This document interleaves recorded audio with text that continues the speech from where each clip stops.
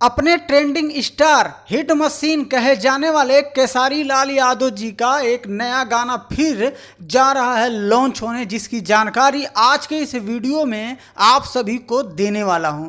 भोजपुरी के hit machine global star कहे जाने वाले केसारी लाल यादव जी का कितने भी गाने लॉन्च हुए हैं, अभी तक का सभी गाने ट्रेंडिंग में चल रहे हैं।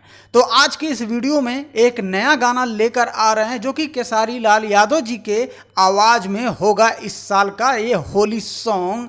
जी हाँ, 4 से 5 घंटे पहले गाने का पोस्टर लॉन्च किए हैं जो कि आप लोग अभी हमारे स्क्रीन पे देख रहे होंगे। जिस गाने का टाइटल होगा गलत जगह। जी हाँ, गलत जगह।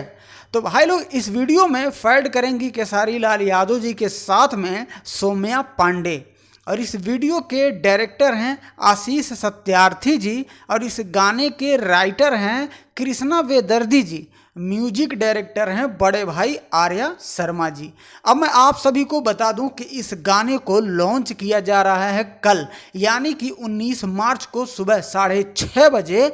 बदनाम इंटरटेनमेंट यूट्यूब चैनल है, उसी पर इस साल का ये होली सॉन्ग लॉन्च करेंगे। तो भाई लोग जल्द से जल्द आप जुड़े रहिएगा इसी चैनल से, और इसी चैनल के माध्यम से आप सभी को नए नए गाने का अपडेट मिलता ही रहेगा।